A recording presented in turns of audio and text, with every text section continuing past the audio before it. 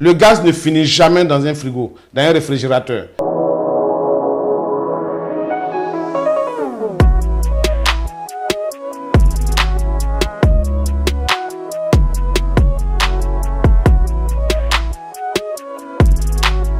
Bienvenue sur Vision 24 TV. Vous faites très bien de nous suivre.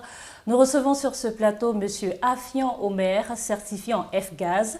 Avec lui, nous allons parler des différents types de gaz, leurs applications ainsi que les alternatives. Monsieur Afian Omer, bonjour. Oui, bonjour et merci d'être invité sur Vision 24 pour permettre d'avoir une visibilité sur les réfrigérants, les différents réfrigérants alternatifs ou les réfrigérants naturels. Et c'est l'ensemble de ces réfrigérants qu'on appelle une certification F-Gaz. Je donne l'explication en même temps. Alors, nous allons revenir. Voilà. Nous sommes là pour ça. D'accord. Après plusieurs pays, oui, notamment le Burkina Faso, le Maroc, l'Italie, vous êtes de retour en Côte d'Ivoire. À quoi est-ce qu'on doit s'attendre? Ben, écoute, à beaucoup de choses, comme je l'ai dit, on va apprendre pour venir rendre.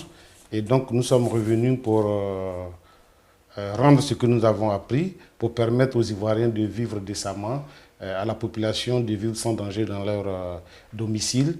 Et donc, nous sommes là pour ça. Et c'est vrai qu'on a eu la certification avec brio, mais comme je le dis, je suis très triste pour la Côte d'Ivoire. Les fluorés de gaz. Qu'est-ce que c'est? Le gaz fluoré, c'est du gaz qui détruise, ce sont les gaz qui détruisent la couche d'ozone, l'environnement, les gaz à effet de serre. Alors leur manipulation est conseillée et appelée par des professionnels, ceux qui ont été certifiés, qui peuvent travailler, je vais dire, proprement et professionnellement sur les différents gaz. Et actuellement, la nouvelle génération de gaz qui arrive, c'est du gaz naturel, et ce gaz naturel est hautement toxique. Avant de parler de gaz naturel, est-ce que ces gaz ont un impact sur l'environnement?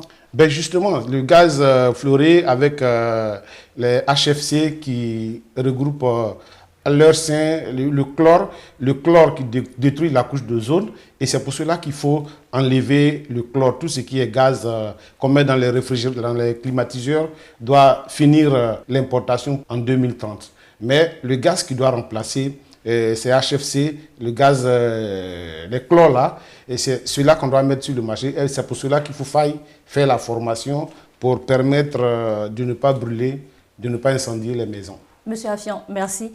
Est-ce que vous pensez que ces gaz-là ont quelque chose à voir avec le changement climatique? Oui, concernant le changement climatique, comme je vous l'ai dit, il est important de dire et de permettre à tout un chacun de nous de comprendre que ces gaz-là sont à la base, si on veut voir 80% de la destruction de la couche d'ozone. Justement, c'est pourquoi il faut accentuer des formations, accentuer des enseignements, des renseignements sur ce phénomène pour ne pas que les frigoristes, ceux qui utilisent tous les gaz HFC, le chlore notamment, détruisent la couche d'ozone. Quelles sont les dispositions? Les dispositions à prendre, c'est de pouvoir, il y a des lois internationales. Lesquelles? Par exemple, n'importe qui ne doit pas aller acheter le gaz si on n'est pas certifié.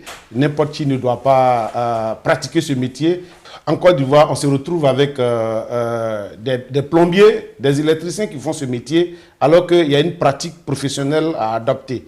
Et on se retrouve sans loi, tout le monde fait ce qu'il veut, les gaz sont trafiqués. Donc vous comprenez que tant qu'on n'applique pas les lois qu'on se donne, au niveau de l'UEMOA, il y a une loi qui protège l'artisanat, c'est pas appliqué en Côte d'Ivoire ici. Donc je pense, comme je vous dis que j'ai eu la certification, mais je suis triste, c'est-à-dire qu'en Côte d'Ivoire, il n'y a personne qui est certifié. Mais qu'est-ce qu'on fait pour être certifié? Vous avez eu la chance d'être aujourd'hui certifié en F-Gaz, mais pour ceux qui n'ont pas la chance? Ben, ce n'est pas une question de chance. Je pense que ça nécessite d'avoir les moyens. C'est une question d'ambition, c'est une question entre guillemets, de politique. Il faut dans les pays limitrophes, il y a les 17 certifiés au Burkina, une douzaine de certifiés dans les autres pays. En Tunisie, il y a 147 certifiés, mais ils ont mis une politique en place, une politique de formation. Et ils ont accompagné ces acteurs-là pour la certification. Mais la Côte d'Ivoire, depuis, comme vous constatez les tableaux, nous avons été meilleure association de l'Afrique sur les 54 pays en 2021. C'est passé inaperçu. Nous sommes débrouillés pour pouvoir faire certaines des formations. Parlons des tableaux. Oui. On constate que vous avez envoyé plusieurs tableaux ici. Est-ce qu'on peut savoir en fait la signification de chaque tableau? Comment êtes-vous en arrivé à là? Alors, je voudrais vous dire merci pour cette question parce que cette question est primordiale pour moi. Je pense que ces tableaux-là, c'est vrai, ce sont du simple tableau, mais ce sont des savoirs accumulés, des formations accumulées. Et c'est ça qui a donné le droit de la certification. Justement, c'est parce que je ne me suis pas laissé faire, c'est parce que je n'ai pas attendu que l'État me vienne au secours. J'ai voulu travailler et relever le défi du drapeau. Aujourd'hui, quand on va à des séminaires qu'on dit la Côte d'Ivoire, il n'y a personne certifié, c'est une honte. C'est vraiment une honte pour la Côte d'Ivoire, pour un grand pays que nous sommes. Il n'y a pas de certifié F-Gaz, il n'y a pas quelqu'un qui est censé reconnaître les valeurs de la protection de l'environnement. C'est vraiment une honte. Donc, il fallait me décarcasser. Malgré les courriers que j'ai envoyés, c'est resté orphelin. Je me suis décarcassé par les propres moyens, les amis. J'ai pris des crédits par-ci, par-là pour aller faire ces différentes formations. Très bien. Alors, la certification, c'est pour, en fait, encourager les uns et les autres qui hésitent encore à se faire former, n'est-ce pas? Mais la première des choses à faire, la certification, ce n'est pas seulement pour encourager les uns et les autres. C'est pour montrer qu'il y a une voie à suivre. C'est pour montrer qu'il y a un tas, qu'il y a un trou à combler. C'est pour permettre aux décideurs de prendre vraiment l'initiative. Aujourd'hui, Dieu merci, je suis certifié, mais il y a beaucoup de personnes qui ne sont pas certifiées. Et ça n'honore pas la Côte d'Ivoire. Le fait même de dire qu'il y a un seul Ivoirien ou il n'y avait pas d'Ivoirien qui était certifié, c'est vraiment dommage. Et ça fait que je ne peux pas manifester cette joie d'être certifié parce que je suis le seul. Merci. Revenons sur notre sujet du jour, oui. le F-Gaz. Alors, quelles sont les alternatives qui sont actuellement disponibles sur le marché? Ben, par rapport au F-Gaz, vous comprenez qu'on va revenir dans l'ancien système, c'est-à-dire qu'on va prendre le gaz du sous-sol, le gaz naturel, les hydrocarbures. Et les hydrocarbures sont essentiellement, comme vous l'entendez, hydrocarbures. Donc c'est du gaz naturel, les butanes, hein, les 600A, les 600 et les 280, R290. Mais c'est ami à l'environnement, mais les conséquences sont énormes parce que c'est explosif. Et c'est pour cela qu'il faut que tous les frigoristes, les professionnels se forment à la nouvelle donne. Maintenant, on ne doit plus installer des appareils n'importe comment. La nouvelle génération, quand on l'installe, on a installé une bombe, si ce n'est pas bien fait. Donc, il est important d'avoir une compétence spécialisée pour qu'on puisse travailler avec ce nouveau gaz-là. Par exemple, l'ammoniac. L'ammoniac qui revient dans les installations frigorifiques. L'ammoniac, non seulement en grande quantité, constitue une bombe, mais aussi est très explosif et toxique plutôt. Et la toxicité de l'ammoniac fait qu'il faut avoir des habilitations, une certification comme ce que je viens de faire pour pouvoir travailler dessus. Une notion. Une notion, pas une notion. Il n'y a pas de demi-mesure dans ce qui concerne l'utilisation des fluides frigorigènes. Maintenant de la nouvelle génération. Il n'y a pas à peu près, je vais mettre à kilo, c'est une bombe que vous avez mis là. Il suffit simplement d'allumer, s'il y a une fuite, allumer votre lumière, ça explose. Il suffit simplement de faire un petit bruit, même ouvrir la porte de la maison, ça peut exploser s'il y a une fuite. D'accord. Qu'est-ce qui est mis en place pour les autres frigoristes? Est-ce que vous allez vous-même faire la formation ici en Côte d'Ivoire ou encore les sensibiliser à aller se faire former en Tunisie? Ben, écoute, je fais une sensibilisation. Moi, je demande à ce qu'on puisse avoir des séances de formation, de pré-formation, parce que moi, je ne peux pas faire la certification. Il y a une structure en Italie, Studio Galileo, hein, qui sait faire la certification F-Gaz. Et comme le temps et la distance avec tous les tracasseries pour arriver en Italie, c'est compliqué. C'est pourquoi ils ont démembré le centre. Ils ont envoyé une partie en Tunisie, qui est le centre El Ladoussi à la 4, formation à la 4, qui sert de relais en Afrique ici pour pouvoir former, certifier les gens. Donc je pense que je suis en train de sensibiliser l'opinion nationale, internationale, tout le monde, afin qu'on puisse vraiment trouver des mécanismes pour faire former d'autres personnes que moi. Est-ce que vous sentez de l'intérêt? Ben, on est obligé, parce que c'est un danger imminent. Si ces réfrigérants prennent forme ici, ça commence à venir, ça commence à brûler des gens. Moi, je suis ici, je fais la sensibilisation depuis des années, et donc ça commence à brûler des frigoristes que moi je connais, ça a envoyé des incendies. Mais puisqu'ils ne savent pas de quoi il s'agit, ce n'est pas de leur faute, ils ne sont pas informés. Donc maintenant que j'ai eu la certification, c'est de mon devoir. Mais Monsieur Omer, ils l'ont utilisé depuis des années. Depuis des années. Mais comme je suis en train de... Certains sont frigoristes depuis 20 ans, depuis 25 ans, depuis 30 ans. Et ils se disent que s'il n'y a pas des effets négatifs, alors ça peut marcher, on peut continuer. Ok, je suis d'accord. Comme on parle de gaz alternatif, les HFC par exemple, on dit que ça détruit la couche d'ozone parce qu'il y a le chlore dedans. Donc on l'enlève. En 2030, il n'y a plus d'HFC. Maintenant, gaz alternatif dont on parle, on a pris les gaz... Qu'est-ce qu'il aura en 2030? J'arrive. On parle de gaz qui va passer. En attendant qu'on trouve la vraie solution, on a mis des gaz, combinaisons de gaz. Donc, c'est des combinaisons synthétiques de gaz. Par exemple, le 410 qu'on utilise actuellement, c'est deux gaz, 50-50%. Le R32, qui est inflammable, plus le R125. C'est les deux gaz 50-50 qui font le 410. Vous avez vu, on a fait le mélange pour pouvoir trouver un gaz pour ce qui marche actuellement. Mais ça, c'est intermédiaire. Ça va passer. Donc, en 2030, il faut qu'on arrive à trouver le vrai gaz qu'on doit trouver pour pouvoir faire. C'est par exemple le R290. Mais R290, c'est très bon, mais explosif, si c'est mal utilisé. Donc, avant qu'on utilise, il faut qu'on arrive à certifier des gens. Il faut qu'on arrive à apprendre, faire connaître l'importance.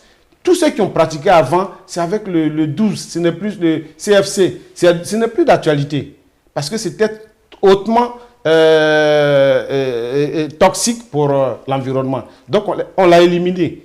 Mais on passe à une deuxième phase. Donc, aujourd'hui, tous ceux qui ont été frigoristes depuis 30 ans, c'est vrai, ils ont une base. Mais les nouveautés font qu'ils doivent faire des renforcements de capacité. Se mettre à jour. Se mettre à jour. Tant que tu ne t'es pas mis à jour, par exemple, l'autre, on pouvait mettre le feu à côté. Et le nouveau gaz actuellement, même le feu même passe à 2 mètres, c'est très dangereux. Donc vous voyez la différence, c'est un peu ça. Monsieur Omer, il y a une expression qui revient à chaque fois. Le gaz est fini. Mon réfrigérateur est en panne. J'ai l'impression que rien ne va. Qu'est-ce qu'on doit comprendre par ça? Et à partir d'aujourd'hui, moi je pense qu'il faut que les gens puissent comprendre et puissent savoir qu'un circuit frigorifique, c'est un circuit fermé et le gaz ne finit jamais.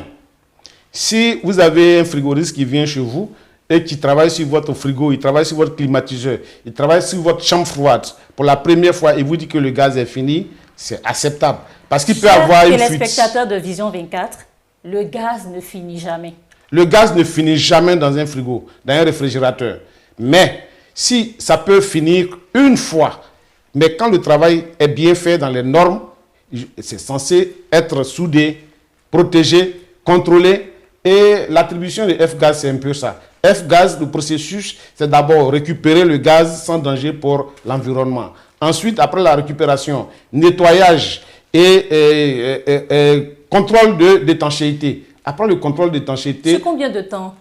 Les contrôles, le nettoyage, c'est combien de temps? Le nettoyage, on va parler d'entretien. L'entretien d'un réfrigérateur ou bien d'un climatiseur est primordial pour la consommation énergétique. Parce que quand on ne nettoie pas le climatiseur, il va falloir penser qu'on doit payer plus d'électricité. Parce que la fluidité de l'air conditionné, la fluidité des éléments permet la facilité et la moindre consommation. Mais quand le truc est saturé, c'est évident. Même quand on a une voiture et puis on dit qu'il n'y a pas de gaz, mais c'est faux. La voiture a toujours, le gaz ne peut pas finir comme ça du jour au lendemain. Dès que c'est sale, dès que ça cesse de donner, il suffit simplement de prendre de l'eau, nettoyer avec une bonne pression et puis c'est parti. L'entretien se fait chaque mois? Chaque 2 mois. Chaque 2 mois. Pour quelqu'un qui utilise toujours son climatiseur, tous les 2 mois, c'est mieux de faire l'entretien. Il y a l'entretien général et puis il y a l'entretien. Il y a même le clinage avec la désinfection pour ceux qui en demandent. Alors, au niveau des entreprises, comment elles peuvent s'y prendre pour réduire leur empreinte carbone liée au fluorogaz au niveau des entreprises? Justement, c'est de là que je dis qu'il faut que les gouvernants et l'État puissent prendre les responsabilités. Toutes les entreprises doivent logiquement et nécessairement faire certifier un professionnel à leur sein. Ceux qui utilisent en tout cas les appareils frigorifiques doivent avoir des certifiés pour pouvoir travailler chez eux. Parce que quand on n'est pas certifié, on se permet de faire certaines choses. On n'a pas d'obligation. Donc il faut que ces entreprises-là envoient leurs professionnels, leurs techniciens maison pour faire la certification. Et l'État doit tabler sur ça pour dire que pour qu'on puisse travailler sainement dans une entreprise, il faut que celui qui travaille là-bas sur le circuit frigorifique puisse être certifié. Parce qu'en fait, la question que je voudrais même qu'on me pose, c'est qu'est-ce que c'est qu'un frigoriste? Qu'est-ce que c'est qu'un homme de froid? Qu'est-ce que c'est que le froid? Parce que si tu comprends le sens du froid, on va comprendre facilement que ce travail-là n'est pas un travail comme tout autre. C'est un travail qui englobe beaucoup de choses. Sans le frigoriste, il n'y a pas de vie sur Terre. Parce que c'est gros, ce n'est pas un gros mot que j'ai dit. Sans le frigoriste, il n'y a pas de vie sur Terre, parce que le frigoriste intervient un peu partout. Quand on parle de médecine, sans le frigoriste, il n'y a pas de vaccin qui est conservé. Sans le frigoriste, il n'y a pas de communication. Les data centers doivent être dans une température contrôlée. Sans le frigoriste, il n'y a pas de voyage. C'est utilisé dans tous les secteurs. C'est utilisé dans tous les secteurs. Alors, un métier qui est utilisé dans tous les secteurs, normalement, on doit prendre ça au sérieux. Et quand on ne prend pas ça au sérieux, on va rester toujours dans les bateaux, on va patauger partout. Sans le frigoriste, quand on parle de l'écosystème, l'auto-insuffisance, on peut parler du froid. Parce que si on a mis les mécanismes frigorifiques un peu dans chaque région, on va conserver beaucoup de nourriture. On ne va pas jeter des choses. Donc, il y a beaucoup d'éléments qui rentrent en ligne de compte, mais le froid n'est pas pris en compte en Côte d'Ivoire. La preuve, il n'y a personne qui est certifié. Si ce n'est pas moi qui ai fait les efforts Vous êtes le premier Ivoirien. Surhumain, oui. Surhumain pour être certifié. Parce que comme je dis, des efforts surhumains, c'est quelque chose que j'ai fait au détriment même de tout ce que je pouvais faire. Voilà, sur le plan financier, moral. Retrouvez-vous dans une salle avec l'étiquette du seul Ivoirien. Retrouvez-vous dans une salle où vous êtes le seul noir. Retrouvez-vous dans une salle où vraiment, si vous échouez, le pays a échoué. Sans même que le pays ne sache qu'on vous a envoyé, sans même le pays ne sache que vous êtes parti batailler pour le pays. Et tout ça, ça passe inaperçu. Malgré les courriers que vous allez faire, ça passe inaperçu. Quel message aimeriez-vous Le message que je peux envoyer, c'est de dire il n'est jamais trop tard pour bien faire. Il n'est jamais trop tard pour avancer. La Côte d'Ivoire est l'élite de tout ce qu'on fait en Afrique de l'Ouest, un peu partout. Mais quand on est l'élite, il faut qu'on avance un peu partout. C'est vrai, on ne peut pas prendre le football, entre guillemets, on ne peut pas prendre le taekwondo, entre guillemets, on ne peut pas prendre autre chose pour brandir, pour dire qu'on est meilleur, on est champion, mais dans d'autres domaines, il faut pousser les acteurs. Il faut aider les acteurs à aller de l'avant pour qu'on puisse bénéficier de tout ce que la Côte d'Ivoire regorge comme ressources naturelles, comme bénéfice pour tous les Ivoiriens, les enfants de Côte d'Ivoire. Il y a des gens qui se battent pour la Côte d'Ivoire sans que la Côte d'Ivoire ne fasse face à leurs préoccupations. Et pour un plaidoirie, je peux demander qu'on puisse vraiment aider, faciliter pour que les autres acteurs du froid puissent faire la certification, pour que demain, quand je me retrouve à un colloque international, oui, qu'on dise qu'il y a 10 Ivoiriens qui sont certifiés, il y a 5 qui sont dans la salle. Et c'est mon souhait le plus ardent. C'est ce que je demande. Merci. Alors, comment comptez-vous sensibiliser le grand public au danger des fluorogaz? Oui, mais pour sensibiliser le grand public, c'est pourquoi je suis là.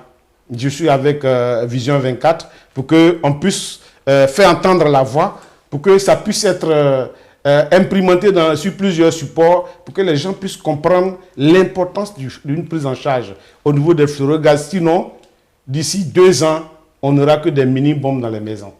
On aura des trucs, les stations toxiques dans les maisons. Il suffit simplement d'avoir une fuite. Et combien je suis dans ce domaine, combien de fois nous constatons des fuites de gaz dans les maisons? Combien de fois les gens percent avec du couteau même leur réfrigérateur dans les maisons? Donc imaginez une maison, toute une maison qui prend feu parce qu'on a négligé ce côté sensibilisation. Chers téléspectateurs de Vision 24, si vous venez de nous prendre en marche, vous suivez votre émission Tête à Tête et je suis en compagnie de M. Affion Omer. Alors, M. Affion, nous allons allègrement vers la fin de cette émission. Quels conseils donneriez-vous à tous ces professionnels qui travaillent avec les fluoros de gaz? Bon, malheureusement, j'ai beaucoup de choses à dire. Allez-y. Et on va à la fin de l'émission. Mais je pense que ce que je peux dire, ce que je peux apporter comme élément de réponse à votre question, c'est de dire à tous les professionnels qu'il n'est jamais trop tard pour bien faire. Il n'y a pas d'âge pour apprendre. Et d'ailleurs, ce n'est pas pour apprendre, c'est pour ajuster sa connaissance. Donc, je demande à ce que tout le monde soit sensibilisé à une formation adéquate permettant à la Côte d'Ivoire de vivre, de mieux vivre. Parce qu'on ne peut pas cacher sa plaie pendant qu'on porte des vestes, des cravates, alors qu'en bas de tout ça, nous avons une grande plaie. Et la grande plaie sera que les gars seront mal formés, ils n'ont pas d'informations, donc on va faire péter, on va faire de la peu près, les menuisiers vont se transformer en frigoristes. C'est vrai, on peut faire du bois, ça ne cause pas de problème. On peut coudre mauvais les habits, ça ne pose pas de problème. Mais en matière de produits chimiques, en matière de technologie, en matière de tout ce que je viens de dire, il est important de faire une formation adéquate. Et là, j'insiste beaucoup. Il faut se former.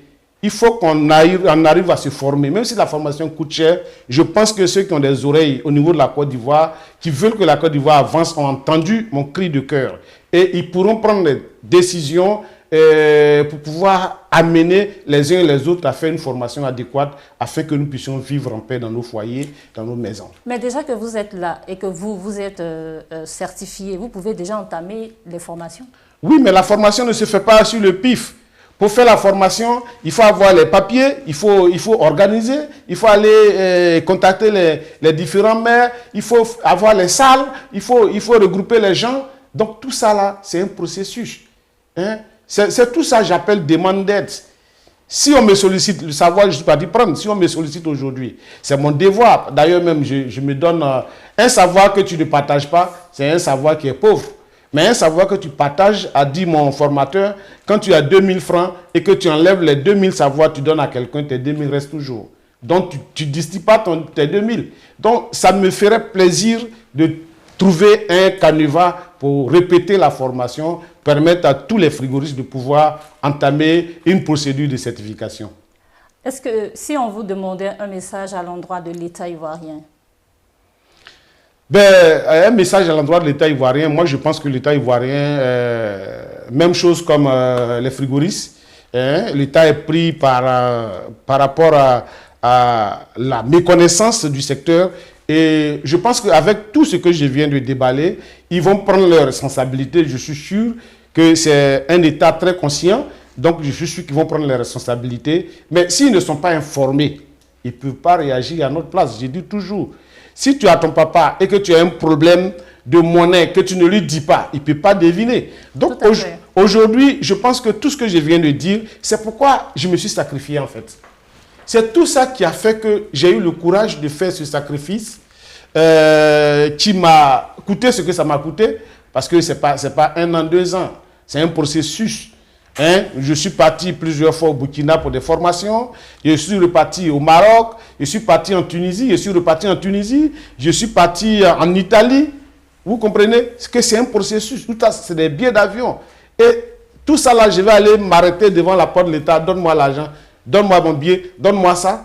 Aujourd'hui, le résultat est là. Malgré tout ce que j'ai fait sans aide, le résultat est là. Donc je pense que l'État a vu, l'État va prendre les dispositions pour que d'autres personnes soient certifiées. Monsieur Affion Omer, merci d'être venu dans nos locaux. Merci. Merci d'avoir été disponible. Nous sommes très ravis, en tout cas, de vous avoir reçu sur les locaux de Vision 24 TV. Merci à vous de nous avoir suivis. L'émission se termine ici. J'espère que vous avez pris un réel plaisir à nous suivre. Rendez-vous est pris pour demain, pourquoi pas, pour un autre numéro. D'ici là, portez-vous bien et moi, je vous dis au revoir.